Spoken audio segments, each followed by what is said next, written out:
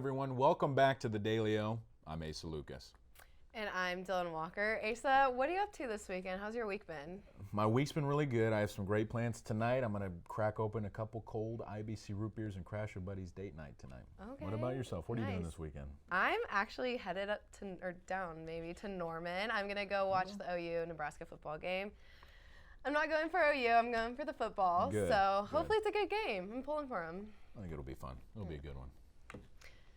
Well, let's get into it. The Michael and Anne Greenwood School of Music celebrated its grand opening earlier this week. The event kicked off with student performances resonating throughout the first floor as guests toured the facility.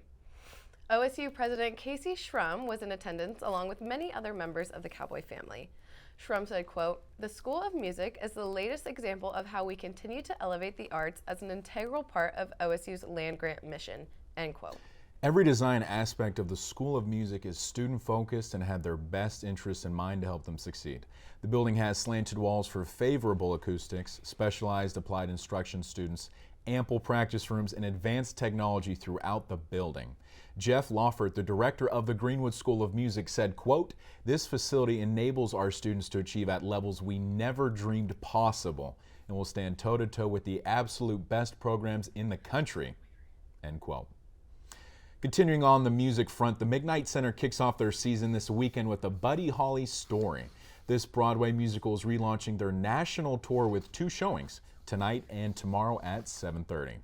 The show tells the story of Buddy Holly through this short yet spectacular career and will feature some classic songs. The cast and crew have been in Stillwater all week offering exclusive master classes to OSU students. You can still get your ticket. They range in price from $25 to $125 a piece. Students' rush tickets can be purchased the day of the performance for only $15. Audience members must show proof of vaccination or proof of a negative COVID-19 test in order to attend. All guests, regardless of vaccination status, must wear a mask. Well, we're going to take a quick break, and when we come back, we have more things OSU on the way.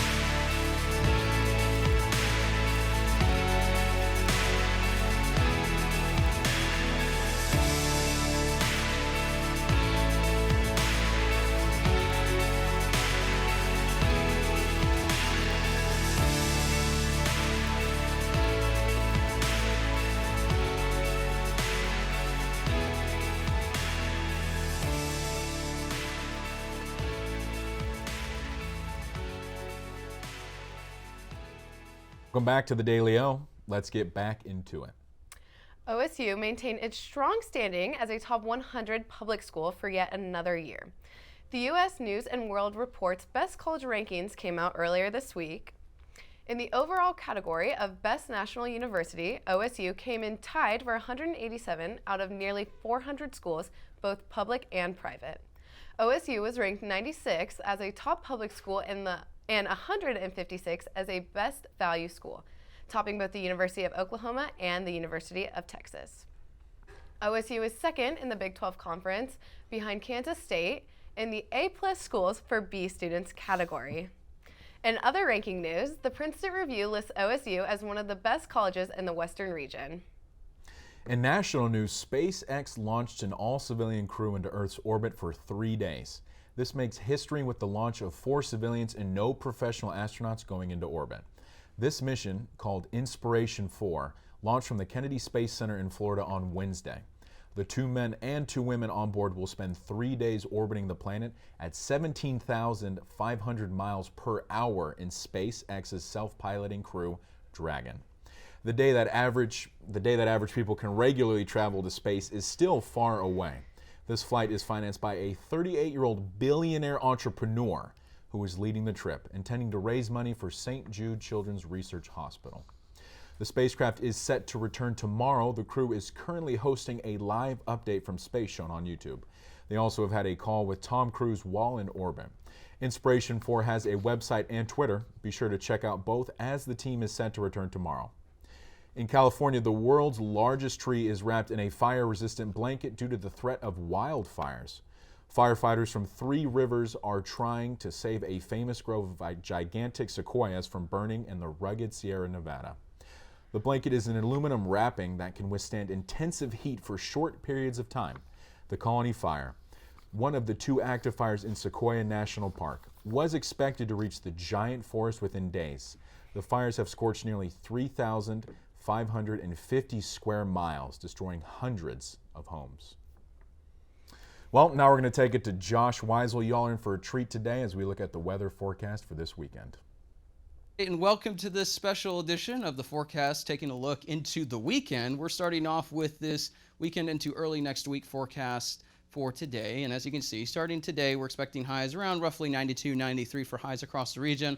Mostly sunny skies, lows around 66. As we head into your Saturday, there's no game in Stillwater for today, so we're going to be watching our Pokes as they face Boise State. But for any tailgating activities at home or any sort of cookouts that you have planned Saturday, we're expecting mostly clear skies, highs around 92, lows around 66 once again. And as we head into Sunday, 92, mostly sunny skies and a low of 67.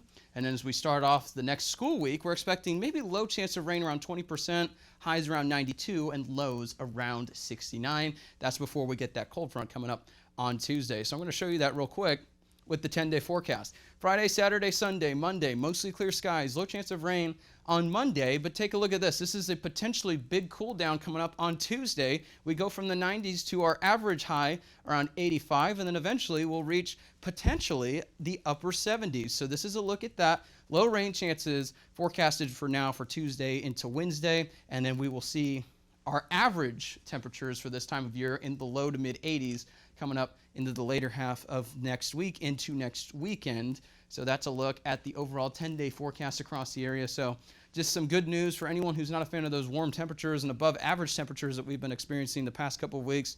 There is a big cool down potentially on the way coming up early next week. So make sure that you follow us for more throughout the week as we let you know if anything changes with that. And of course, you can follow me for the latest updates if anything changes with the forecast on my media. You can find me on Twitter, Facebook, Instagram, and Telegram.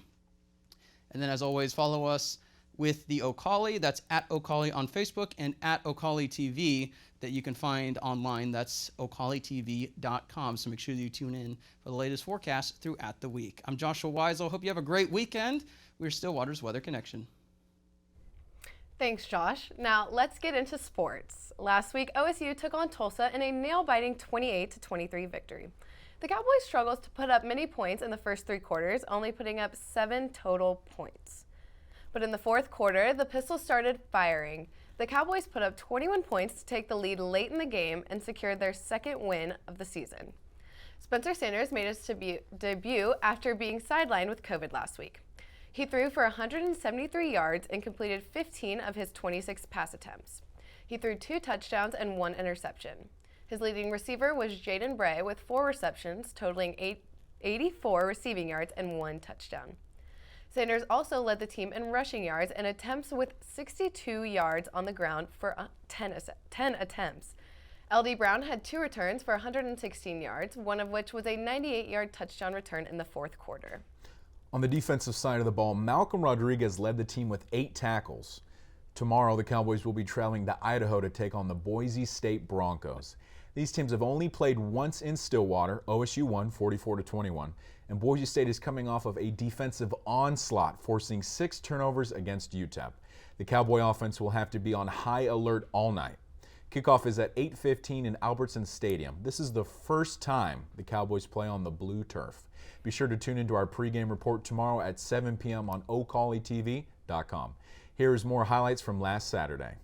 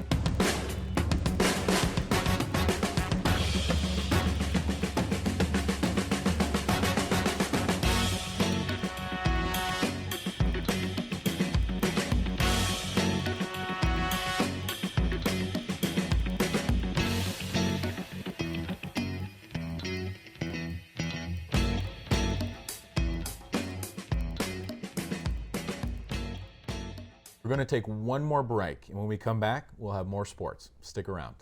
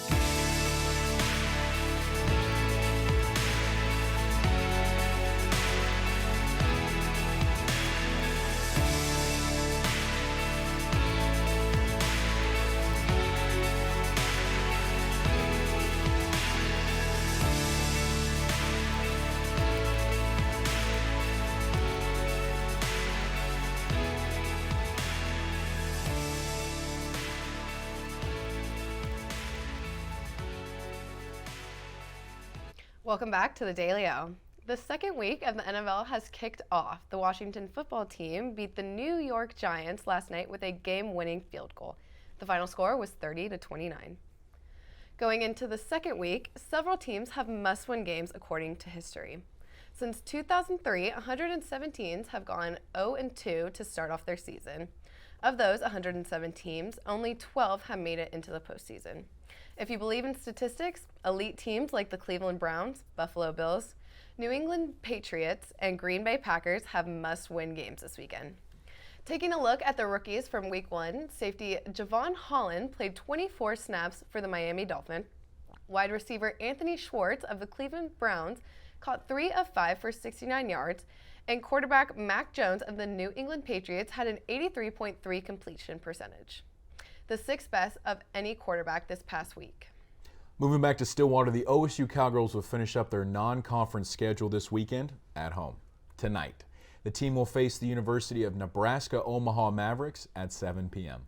The Cowgirls' record is now 3-1 after a double overtime tie with Texas A&M last Sunday.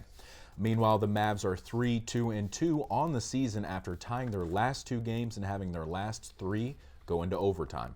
The Cowgirls will have a day off before facing Weber State on Sunday. Kickoff is at 1 p.m. in Neil Patterson Stadium. The Wildcats are currently 2-4 on the season and are playing ORU tonight. If you can't make it to either of the games this weekend, Big 12 Now on ESPN Plus has the coverage. The team will begin Big 12 play next Thursday at home. The Cowgirls will take on the Baylor Bears at 7 p.m. in Neil Patterson Stadium. The Cowgirls will play again on the 26th against Kansas at home again before having 3 straight away games. Swinging over to golf, the Cowboys are back on the road after a successful opening tournament 2 weeks ago in the Carmel Cup. The team is currently in Illinois competing in the Olympia Field Fighting Illini Invitational. This is a 54-hole event that will go through Sunday. The Cowboys have finished play for today and are sitting 2nd out of 15. Cowboy Golf on Twitter and golfstat.com have live stats. Be sure to check out how the team does this weekend. Reigning Big 12 equestrian champions, the OSU Cowgirls will prepare for their upcoming 2021-2022 season. With the orange and black scrimmage on Sunday, the meet will begin at 1 p.m. at Pedigo Hole Equestrian Center in Stillwater. Fans will have free admission as they are encouraged to support the 4th-ranked Cowgirls. The team officially begins their regular season on October 8th in Waco, Texas against the 8th-ranked Baylor Bears. The Cowgirls' first home game is October 15th at 1 p.m. against Auburn. Last season, the Cowgirls lost in the 2nd round of the NCEA tournament against Georgia 10-6. Cowboy and Cowgirl Cross Country hosts the Cowboy Jamboree tomorrow. The Jamboree is one of the largest cross-country meets of the year. The Cowboys are ranked 6th in the nation, while the Cowgirls are ranked 23rd. Both teams are coming off big wins in their season opener 2 weeks ago. This is a one-day event beginning at 8:30 with the men's 8K and the women's starting at 9:15 tomorrow morning. Now it's time for the return of Fantasy Football Weekly Roundup. But this time we have a brand new host, our own Karsten Melton.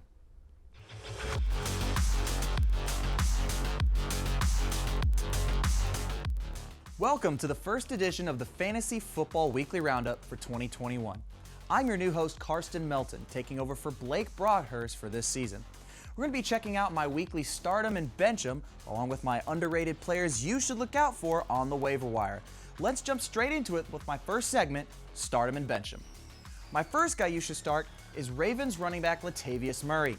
If he proved anything against the Raiders on Monday night, it's that he is still a viable option at running back. If he can fit into the role that Gus Edwards had last year, then he could do some serious damage not only as a run threat, but as a pass catcher as well. A really good pickup for your flex spot along with the running back spot for the season to come. My next player is quarterback Matthew Stafford of the Los Angeles Rams. Going up against the Colts this week means promise for what many call the best fantasy quarterback. And after his performance last week against Chicago, in which he threw for 321 yards and 3 touchdowns, it's so far looking like a perfect fit in LA. The Rams might not have the most favorable schedule, but if week 1 proved anything, it's that Matthew Stafford is for real. My final player you should start is Denver Broncos wide receiver Courtland Sutton. After the injury to Jerry Jeudy, Sutton is projected to become the #1 wide receiver for Teddy Bridgewater. And since Denver is going up against a weak Jaguars defense, Courtland Sutton is projected to have a big game. No doubt he should be a guy worth starting as your second wide receiver or flex option for week 2. Now moving on to guys who I think you should bench for this upcoming week. Up first, we have Jaguars tight end James O'Shaughnessy. O'Shaughnessy had a nice game against the Texans, posting 6 catches for 48 yards, but is not expected to be used that much behind the 3 Jacksonville receivers of DJ Chark, Marvin Jones, and Laviska Shenault. The Jags are going up against a tough Broncos defense that is sure to give them problems, so it'll be no surprise if O'Shaughnessy can't get going. Next up is Cowboys wide receiver CeeDee Lamb. After posting a good first game against the Buccaneers last Thursday night, it's expected that CeeDee will become the number 2 guy behind Amari Cooper. But I expect him to take a dip this week against a Chargers defense that is starting to look formidable, especially if you consider it's the official LA Chargers home opener with fans. My final guy is Lions running back Jamal Williams. While he does have some value, and by no means should you take him off your team, this week against the Packers, I don't see him getting anything going. Expect a low score for him with DeAndre Swift more likely to regain the workload again. Now it's time for my weekly waiver wire, where I give you 3 players who I believe are underrated and could have a big impact on your team. First up, we have 49ers running back Elijah Mitchell. With Raheem Mostert being out for the season, Mitchell is favored to be the number 1 back in San Francisco. After rushing for over 100 yards against Detroit last week, making sure he's on your fantasy team is crucial if you want to succeed.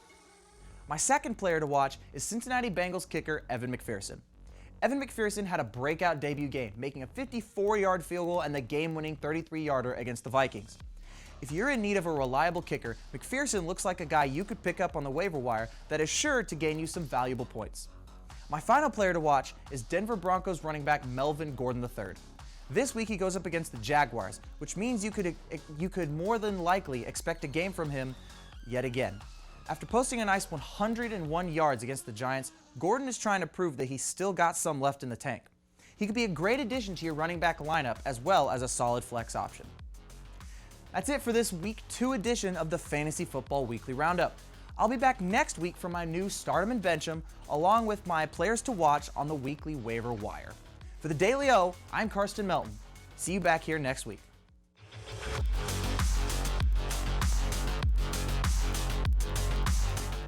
Thanks, Karsten. Be sure and look out for more fantasy football content from Karsten this year.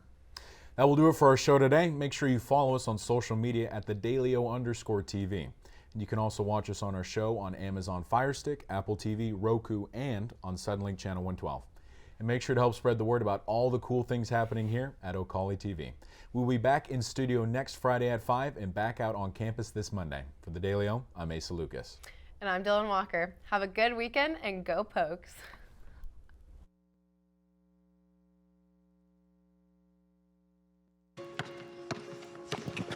Oh, there you go. Superstar. The end of the practice is when we do all of our intensity drills. Okay. She was going at it. Stop. If we get them to Detroit by, let's say Monday the 15th.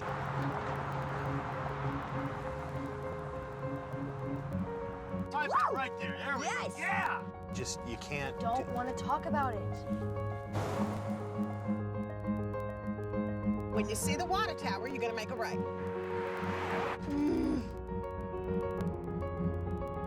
If we win this, is the one way to get to the playoffs. I know.